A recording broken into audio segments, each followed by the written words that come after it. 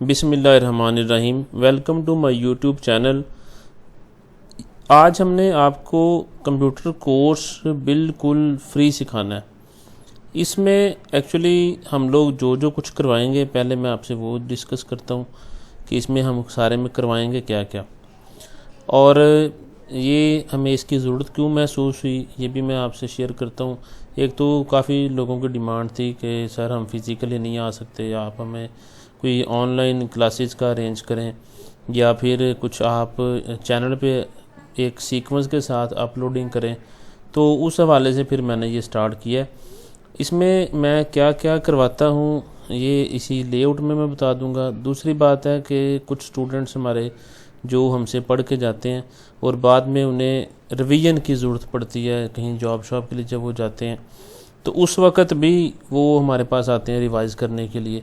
तो अगर मैं रिकॉर्ड करके ये अपलोड कर दूंगा तो मुझे उनको बार बार रिवाइज़ नहीं करवाना पड़ेगा। मैं बल्कि क्या करूँगा कि यही उनको वीडियो बताऊँगा तो वहाँ से वो इस्तेमाल कर लिया करेंगे सुन के।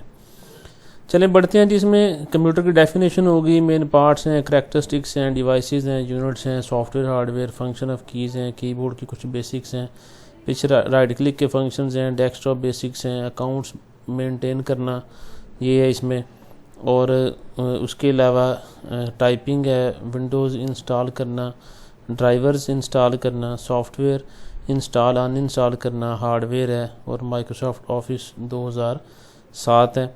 पाक उर्दू इंस्टॉलर है, ये वर्ड में उर्दू लिखने के लिए होगा। इन पेज टिपिकल उर्दू के लिए। स्क्रीन रिकॉर्डिंग कैसे करते हैं जैसे ये भी मैं कर रहा हूँ।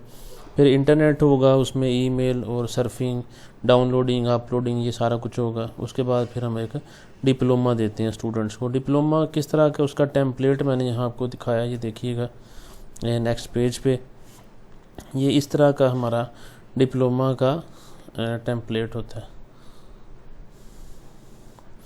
चलिए जी बढ़ते हैं अब कंप्यूटर के इंट्रोडक्शन की तरफ। ये कंप्यूटर है क्या, हमें सबसे पहली बात है कि इसी को डिस्कस करना है। तो कंप्यूटर एक तो ये कि इलेक्ट्रॉनिक डिवाइस है, मशीन है जो कि डाटा को इंफॉर्मेशन में कन्वर्ट करती है। डाटा क्या होता है, रॉ फैक्ट एंड फिगर्स को डाटा कहते हैं, जिन पर अभी कोई काम नहीं हुआ होता।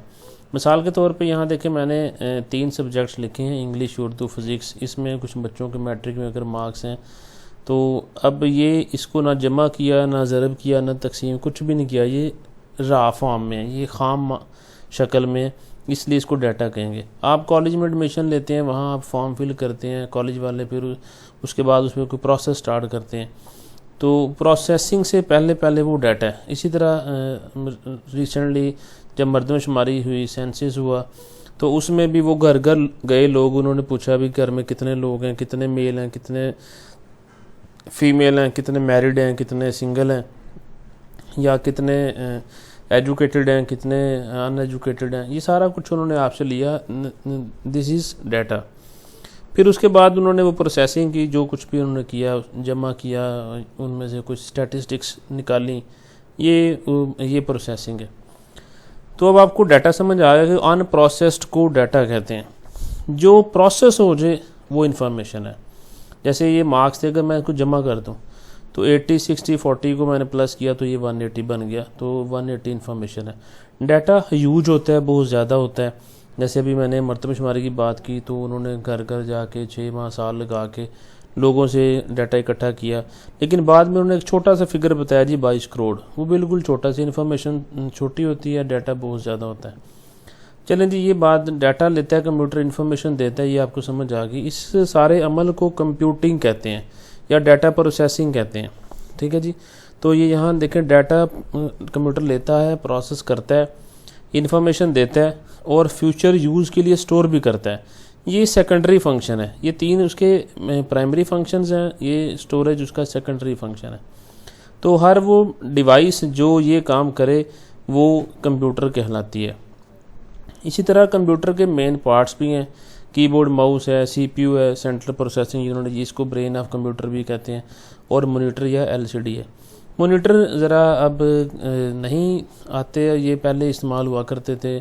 मॉनिटर थोड़ा बड़ा होता है, एलसीडी छोटी होती है, और मॉनिटर ज़्यादा बिजली कंज्यूम करता है, एलसीडी कम बिजली कंज्यूम करती है।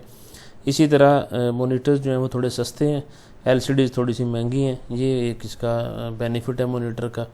वैसे मोनीटर जो हैं वो टॉक्सिक रेडिएशंस एमिट करते हैं, खारिज करते हैं।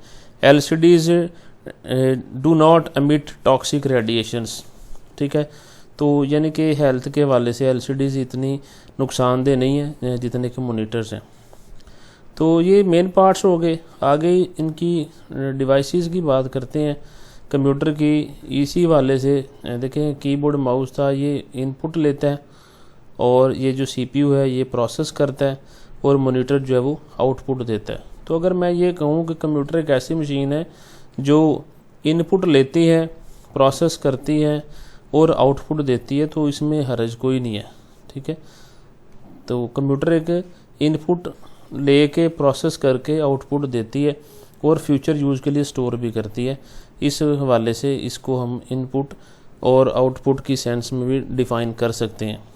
फिर डिवाइसेस हैं कंप्यूटर की जी, जैसे अभी मैं कह रहा था कंप्यूटर इनपुट लेता है, तो वो डिवाइस जिससे इनपुट लेता है उसको इनपुट डिवाइस कहते हैं। जैसे यहाँ 3 लिखी हुई हैं।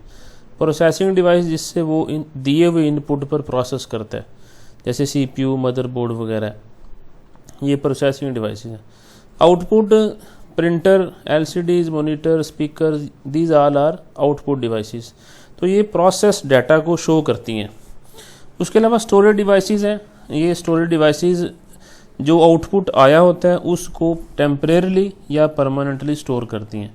तो स्टोरेज डिवाइसेस ये यहाँ पर CD, DVD, memory card, USB universal serial बस को कहते हैं। तो ये डिवाइसेस भी होगी, ये भी आपको समझ आ गया। हाँ, जो कंप्यूटर की आउटपुट आती है वो 2 तरह की है। एक सॉफ्ट कॉपी आउटपुट कहलाती है जो कि एडिटेबल है, ठीक है, और दूसरी हार्ड कॉपी है जो कि एडिटेबल नहीं है, इसको आप एडिट नहीं कर सकते। ये जो कंप्यूटर में मैं अभी मेरे पास सामने फ़ाइल पड़ी हुई है, इसको हम लोग कहते हैं कि ये सॉफ्ट कॉपी है, और अगर मैं इसका प्रिंट निकाल लूँगा तो ये हार्ड कॉपी कहलाएगी, ठीक है जी। तो बढ़ते हैं आगे कंप्यूटर की करैक्टरिस्टिक्स की तरफ। कंप्यूटर क्या क्या काम करता है, इसके फ़ायदे क्या हैं। तो कंप्यूटर, सबसे पहली बात है कि इसकी स्पीड ज़्यादा है। मैं आपसे कहूँ कि 2, 4, 10, 15 जमा 1 लाख जमा 20,000 जमा 900 जमा 8 लाख जमा 2,000 जमा 900 जमा 300 जमा 500 कितना है, तो आप कहेंगे सर ज़रा कैलकुलेटर पकड़ लेने दें तो फिर बताते हैं। या कैलकुलेटर नहीं है तो आप मैनुअली लिखेंगे, तो 1 बाय 1 आप उसको सम करेंगे तो टाइम लगेगा। तो कैलकुलेटर से कोई टाइम नहीं लगेगा। तो कैलकुलेटर एक कंप्यूटर है, वो एक इलेक्ट्रॉनिक डिवाइस है, तो वो आप उसकी स्पीड ज़्यादा है। इसी तरह कंप्यूटर की मेमोरी भी ज़्यादा है। हम 2, 4, 5 दिन में जो पीछे काम किए होते हैं हमें सारे याद नहीं है। कंप्यूटर सारे काम याद रखता है इसने क्या क्या किया है, तो इसकी हिस्ट्री चेक हो जाती है। उसके अलावा इसकी स्टोरेज कैपेसिटी ज़्यादा है। मैं आप 2, 4, 6, 8, 10, 12 किताबें याद रख सकते हैं। इसको मेरे अपने, अगर मैं कंप्यूटर की बात करूँ, इसमें मोर देन 100 बुक्स पड़ी हुई हैं। मैं जहाँ से खोलता हूँ ये वहीं से उसी किताब को शो कर देता है। इट मीन्स कि इसने उसको स्टोर किया हुआ है, जहाँ से मैं कहूँगा वहीं से ये ओपन कर देता है। तो इसमें इसकी स्टोरेज कैपेसिटी ज़्यादा है। फिर ये हमें गाइडेंस भी प्रोवाइड करते हैं। जैसे अगर आप लोग कहीं जाते हैं, रास्ता भूल जाते हैं, तो आप क्या करते हैं, गूगल मैप लगा लेते हैं। वो आपको डायरेक्ट करता रहता है कि अब राइट पे आपने मुड़ना है, लेफ़्ट पे मुड़ना है। तो ये गाइडेंस है। फिर ये हमारे काम आसान कर देता है। जैसे अभी देखें, मैंने एक क्लास पढ़ानी थी, मेरे पास वाइट बोर्ड का रेंज नहीं, तो मैंने यहाँ सारा कुछ टाइप किया और इसकी स्क्रीन रिकॉर्डिंग शुरू कर दी। ये काम उसने मेरा आसान कर दिया। इसी तरह ये हमें एजुकेशन भी प्रोवाइड करता है। जैसे आप वर्चुअल यूनिवर्सिटी देख लें, वो ऑनलाइन सारी क्लासेस पढ़ाते हैं। फिर इंटरटेनमेंट भी प्रोवाइड करते हैं, सॉन्ग्स की शक्ल में, मूवीज़ की शक्ल में, ड्रामाज की शक्ल में, नात वगैरह, तिलावत होगी, कोई कवाली वगैरह इस शक्ल में। फिर किताबें लिखने में कंप्यूटर इस्तेमाल होता है, नोटिस टाइप करने में सारे कंप्यूटर इस्तेमाल होता है। फिर ये हमारा बहुत सा टाइम बचाता है, एनर्जी भी बचाता है और हमारे पैसे भी बचाता है। मिसाल के तौर पे अगर आपको लाहौर जाके ये पता करना पड़े कि भाई दुबई के लिए कौन कौन सी फ़्लाइट किस किस वक्त जाती है, तो आप यहाँ से लाहौर जाएंगे, आने जाने पे टाइम भी लगेगा, पैसे भी लगेंगे। तो अगर आप यहाँ से कॉल करके या उनकी वेबसाइट खोलें और वहाँ से सारी डिटेल ले लें, तो आपका पैसा भी बच गया, आपका टाइम भी बच गया, एनर्जी भी आपकी सेव होगी। इसी तरह कोई ऐसी फील्ड नहीं जहाँ पर कंप्यूटर इस्तेमाल नहीं हो रहा। आप मेडिकल में देख लें, आप ब्लड प्रेशर चेक करवा लें, ईसीजी करवा लें, आप सीटी स्कैन करवाएं, एक्सरेज करवाएं, वहाँ सिर्फ़ और सिर्फ कंप्यूटर ही है वो मशीन जो आपको दिखाती है सारा कुछ। उसके अलावा घरों में देख लें, लोगों ने सीसीटीवी कैमराज लगाए हुए हैं, क्लोज सर्किट टेलीविज़न कैमराज, वो सारे के सारे कंप्यूटर्स ही हैं। फिर वेदर फोरकास्टिंग में देख लें, कल आपको पता चल जाता है कि बारिश होनी है कि नहीं होनी, वो भी जस्ट ड्यू टू कंप्यूटर ही है। तो कोई ऐसी फील्ड नहीं है। उसके अलावा इसने हमारे फासले कम कर दिए हैं, लोग बाहर गए होते हैं, वीडियो कॉल होती है इसी तरह जैसे आमने सामने बैठे हुए हैं। और उसके अलावा ये बैंक्स में देख लें, आप किसी एक बैंक से पैसे निकलवाएं एटीएम से, आपके अपने बैंक से वो सारी ट्रांजैक्शन का रिकॉर्ड मेंटेन होता रहता है। तो कोई ऐसी फील्ड नहीं। डिपार्टमेंटल स्टोर्स पे चले जाएं, बारकोड रीडर जगह जगह पड़े हुए हैं, गौरमेंट पे चले जाएं, आप लोग कभी कहीं भी कोई चीज़ ख़रीदते हैं तो वहाँ पर भी आपको सिर्फ कंप्यूटर ही दिखाई देता है, वो उसके सामने करते हैं, उसका बिल जनरेट हो जाता है। तो खैर कोई ऐसी फील्ड है नहीं, इस वजह से कंप्यूटर सीखना बहुत ज़रूरी है, समझना भी ज़रूरी है। आगे बढ़ते हैं जी कंप्यूटर के यूनिट्स की तरफ। कंप्यूटर का सबसे छोटा यूनिट है बिट। एक बिट में 2 बाइनरी डिजिट्स होते हैं, 0 और 1। कंप्यूटर को ये ABC एट्सेट्रा समझ नहीं आता। कंप्यूटर को सिर्फ 2, 0 और 1 की ज़ुबान समझ आती है। आप जो कुछ भी लिखते हैं वो इस फॉर्म में कन्वर्ट करता है। तो सबसे छोटा जो यूनिट है वो बिट है, उसमें 2 बाइनरी डिजिट्स आते हैं। उससे बड़ा यूनिट है, अगर 8 बिट्स हों तो 1 बाइट बनता है, 1024 बाइट हों तो 1 kilo byte, 1024 kilo byte 1 mega bite, 1024 megabyte 1 gigabyte. ये जो हम कहते हैं ना आपका मेमोरी कार्ड कितने GB का है, तो वो एक्चुअली गीगाबाइट्स, ये इसी की बात हो रही है। फिर ये सॉन्ग्स हम कहते हैं, जब हम इंटरनेट के वाले से कहते हैं मेरे MBs ख़त्म हो गए, तो वो MBs ये मेगाबाइट्स ही होते हैं।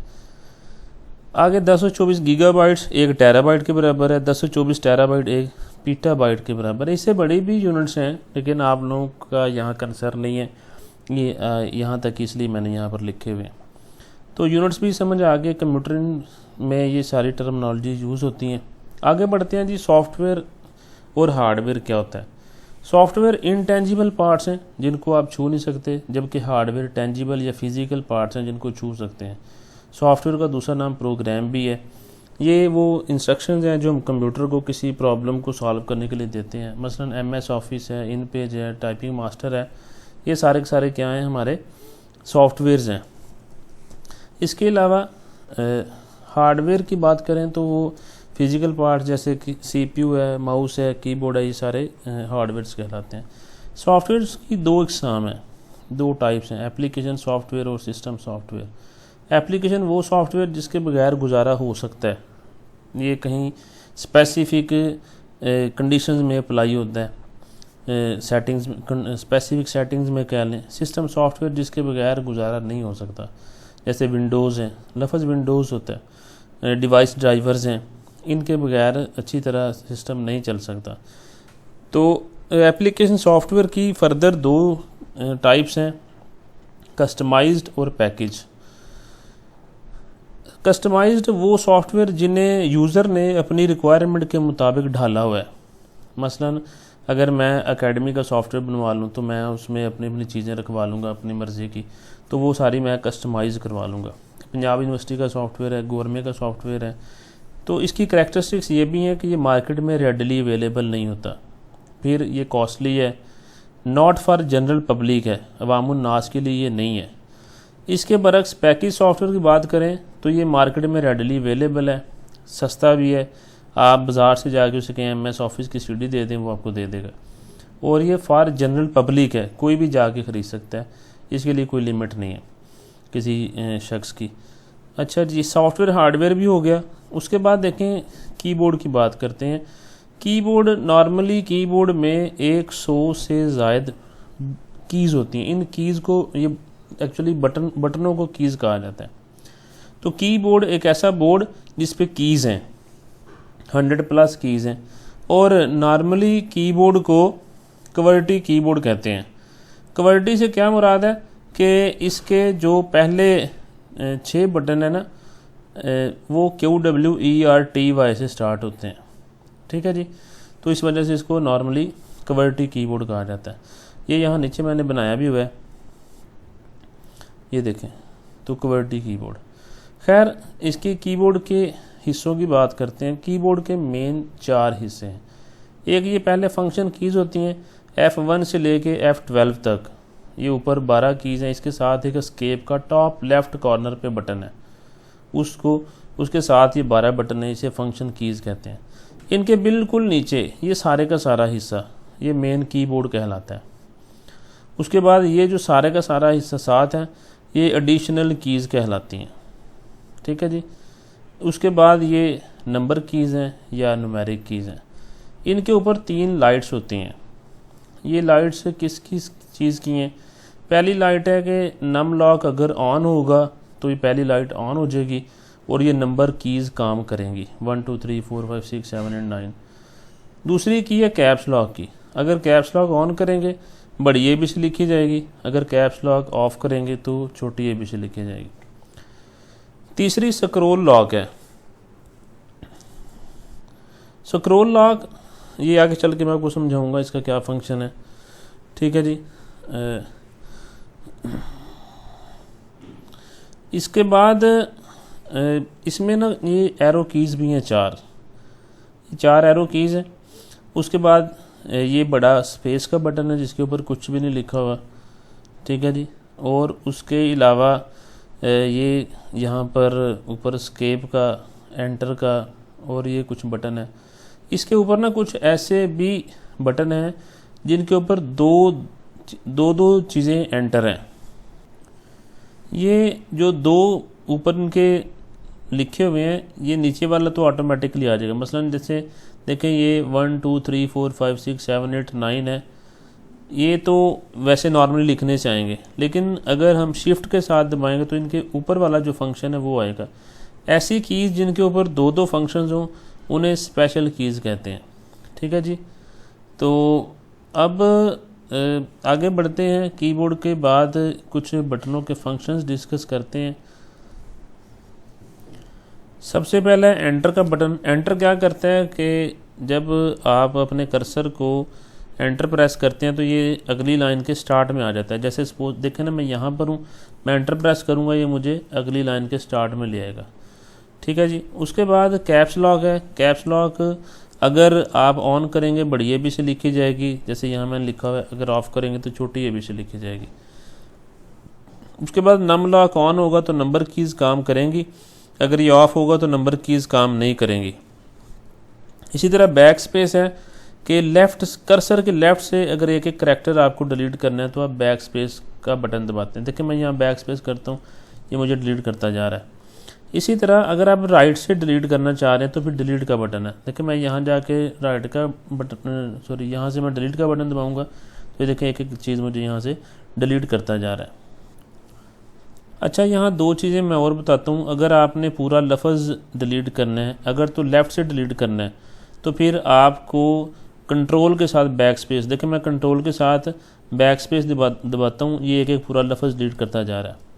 इसी तरह अगर मैं कंट्रोल के साथ राइट क्लिक डिलीट का बटन दबाऊँगा, कंट्रोल के साथ डिलीट दबाऊँगा तो राइट से एक पूरा लफ्ज़ डिलीट कर देगा। तो ये चीज़ ज़रूर नोट कर लीजिएगा कि एक पूरा लफ्ज़ किस तरह से डिलीट करना है। आगे बढ़ते हैं जी, कंट्रोल, आल्ट और शिफ्ट। अच्छा, ये 3 ऐसे बटन हैं जो अकेले काम नहीं करते। जैसे पिछले हमने देखा वो सारे अकेले काम करते हैं। जैसे कंट्रोल A आप प्रेस करें तो सिलेक्ट आल कर देगा। जैसे देखें कंट्रोल A मैंने किया, सारा सिलेक्ट हो गया। फाइल क्लोज करनी हो आल्ट F4 करें तो आल्ट के साथ बटन प्रेस हुआ। इसी तरह @ लिखना हो तो आप शिफ्ट 2 प्रेस करें तो शिफ्ट के साथ कोई बटन प्रेस करना पड़ा। इसी तरह प्रिंट स्क्रीन का बटन है। प्रिंट स्क्रीन क्या करता है? स्क्रीन शॉट लेने के लिए इस्तेमाल होता है। मैं यहाँ आपको दिखाता हूँ कि सपोज कर लें मैं डेस्कटॉप पे जाना है, विंडो D करूँगा, विंडो के साथ D, डेस्कटॉप आ गया। इसको मैं प्रिंट स्क्रीन करता हूँ। जैसे ही मैंने प्रिंट स्क्रीन किया ये कॉपी हो गया हुआ है। आप इसको कहीं भी पेस्ट कर सकते हैं। मिसाल के तौर पे मैं यहाँ पेस्ट करता हूँ, देखिएगा कंट्रोल V किया तो कंट्रोल V करने से ये मेरा यहाँ पर पेस्ट हो जाएगा। तो जैसे ही ये पेस्ट हुआ, देखें वो जो वहाँ से स्क्रीनशॉट हमने लिया था वो यहाँ पेस्ट हो गया। ठीक है जी, मैं अंडू कंट्रोल जी से अंडू कर देता हूँ, एक स्टेप पीछे आ गया।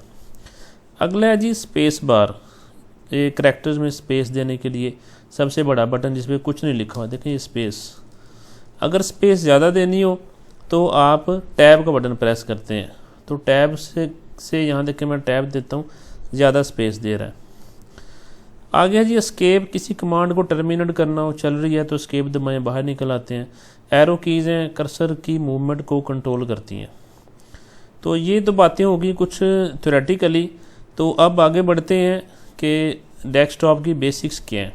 डेस्कटॉप में बेसिक्स में फ़ोल्डर कैसे क्रिएट करते हैं, फ़ोल्डर डिलीट कैसे करते हैं, फ़ोल्डर में चीज़ें रखते कैसे हैं, अगर गलती से डिलीट हो जाए तो उसको रीस्टोर किस तरह से किया जाता है।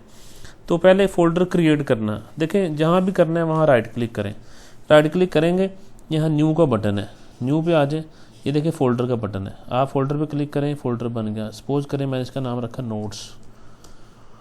अच्छा, अब ये तो हो गया। अगर आप चाह रहे हैं भी फ़ोल्डर को आप रीनेम करना चाह रहे हैं तो आप इसके ऊपर राइट क्लिक करें, ये यहाँ रीनेम का बटन है, यहाँ क्लिक करें, मैं कहता हूँ नोट्स 2022 ये लिखना था, एंटर करें, ये आ गया। इसी तरह अगर आप चाह रहे हैं कि फ़ोल्डर को डिलीट करना है तो आप इसके ऊपर राइट क्लिक करें और डिलीट का बटन दबाएं, यस करें, तो ये डिलीट हो गया। कोई भी कंप्यूटर में फ़ाइल या फ़ोल्डर डिलीट हो तो वो रिसाइकल बिन में जाता है। ये देखें, यहाँ इसको डबल क्लिक करें तो ये देखें यहाँ पड़ा हुआ है। अगर आपसे गलती से हो गया था, यहाँ पर राइट क्लिक करें तो ये रीस्टोर होकर वहीं पे चला जाएगा। ये देखें यहाँ पर आ गया। ठीक है जी। अगर आप ये कह रहे हैं कि मैं जब इसको डिलीट करूं तो ये रिसाइकल बिन में ना जाए, तो फिर आप शिफ्ट के साथ डिलीट का बटन दबाएं, शिफ्ट डिलीट करेंगे, यस करें, तो देखिए यहाँ से डिलीट हो गया। रिसाइकल बिन खोलें, यहाँ नहीं आया।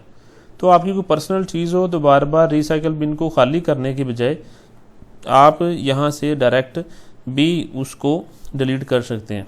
अच्छा, इसी तरह अगर आपने कोई चीज़ डिलीट की है और आप चाह रहे हैं कि रिसाइकल बिन में गई हुई है, मैं रिसाइकल बिन को भी खाली करना चाह रहा हूँ, तो देखते हैं।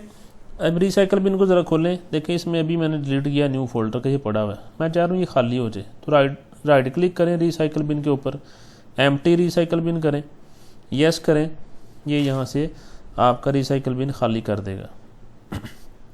लो जी, इस तरह करके आप कर सकते हैं। इसी तरह फ़ोल्डर में कुछ चीज़ें रखनी हो तो वो आप कैसे रखते हैं। मसलन मैंने यहाँ एक फ़ोल्डर क्रिएट किया नोट्स के नाम से, मैं चाह रहा हूँ ये मेरी फ़ाइल, ये सारी इसमें आ जाएं। तो एक तरीक़ाकार तो यह है कि आप इन कंट्रोल का बटन दबाए रखें और इन पर क्लिक कर लें। देखिए 3 सेलेक्ट होगी, इनको उठाएं और यहाँ ला के कर्सर को छोड़ दें, बस वो तीनों फाइलें इसके अंदर आ जाएंगी। देखते हैं आ गई हैं, ये देखें यहाँ तीनों आ गई हैं। दूसरा तरीक़ाकार क्या है कि आप उस फाइल को कॉपी कर लें। ये फ़ाइल थी, इसको मैं राइट क्लिक करूं या कंट्रोल सी करूं, कंट्रोल सी किया ये कॉपी होगी, यहाँ लाऊंगा और ये इसके अंदर कंट्रोल वी करूंगा, पेस्ट होगी। तो देखिए यहाँ भी आ गई। अच्छा, कॉपी ने ओरिजिनल चीज़ भी रखी है। अगर आप चाह रहे थे ये ओरिजिनल चीज़ ख़त्म हो जाए तो फिर कट करें। मिसाल के तौर पर ये मेरा एक पावर पॉइंट की फ़ाइल है, मैं कंट्रोल एक्स करूँगा, कंट्रोल एक्स कट के लिए आप यहाँ जाएँ और इसमें पेस्ट कर दें, तो ये देखें इस तरह आप वहाँ से ख़त्म होगी और ये यहाँ पर आ गई। ठीक है जी। तो कट ओरिजिनल चीज़ ख़त्म कर देगा, कॉपी ओरिजिनल चीज़ को रखेगा।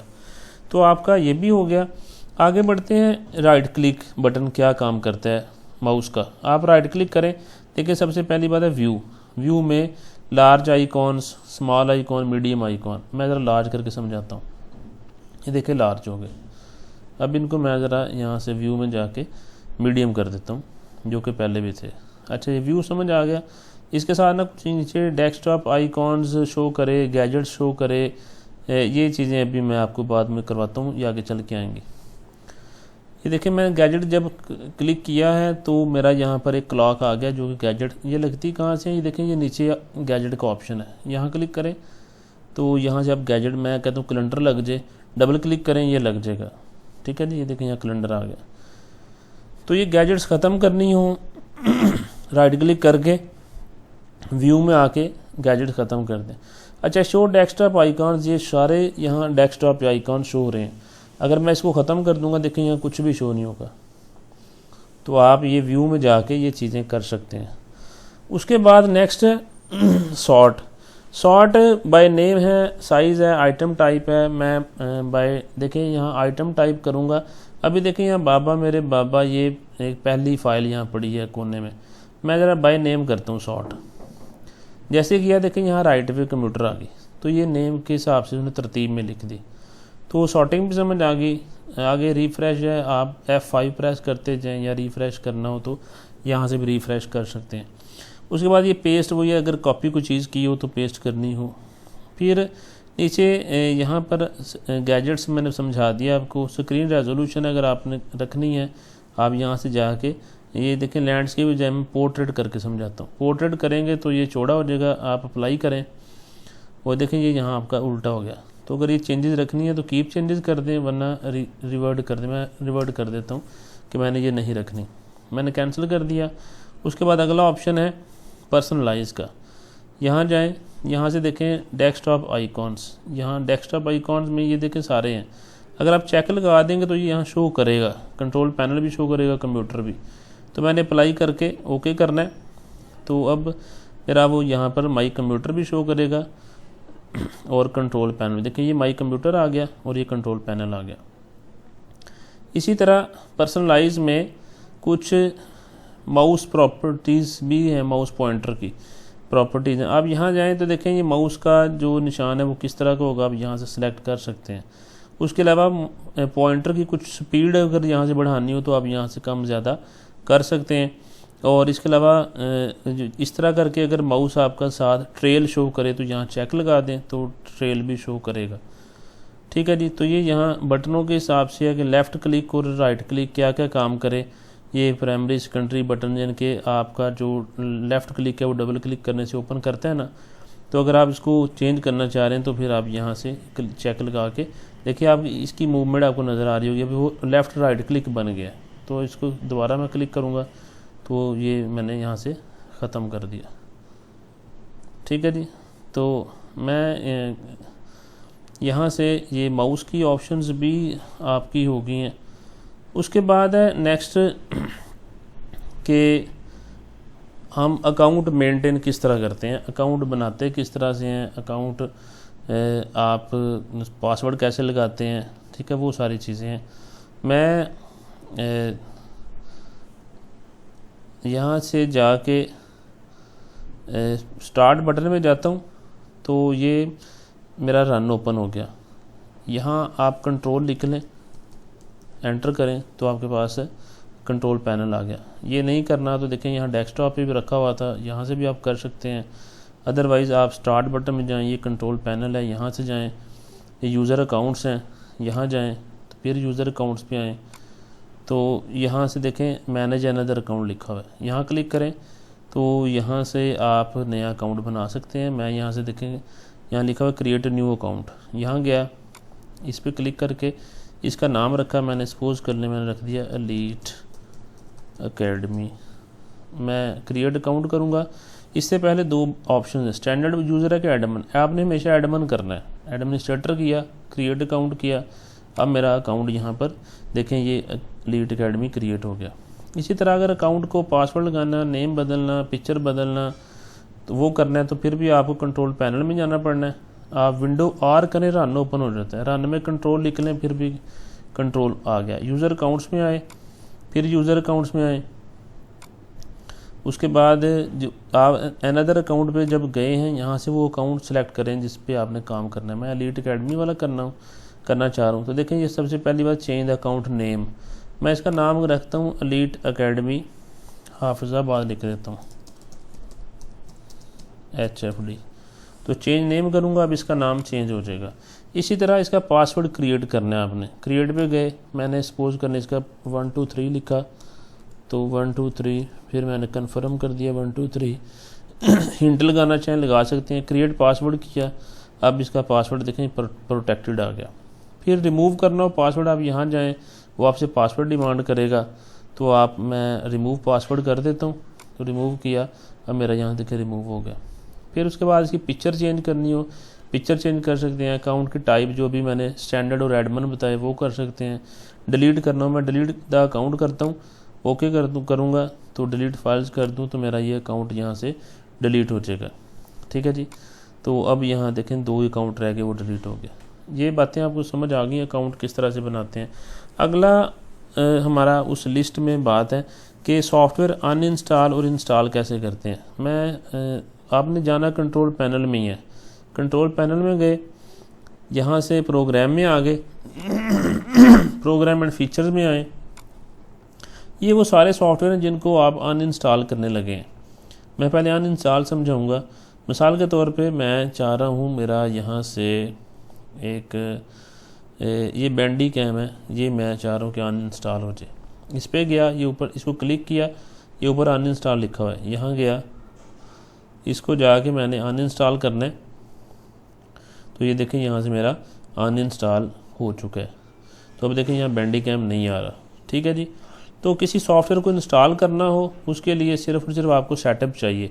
मेरे पास कुछ सॉफ्टवेयर्स पड़े हुए हैं, यहाँ मैं आपको इंस्टॉल करके दिखा देता हूँ।